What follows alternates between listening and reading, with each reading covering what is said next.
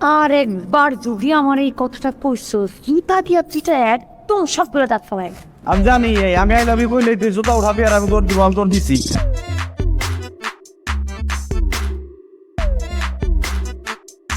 আমি নূর নূর ইসলাম, ছোটবেলা থেকে সিনেমা দেখে দেখে বড় হয়েছি। সালমান শাহ এমন কোন সিনেমা নাই যে আমি দেখি নাই। সালমান শাহ এক নম্বরের ভক্ত আমি।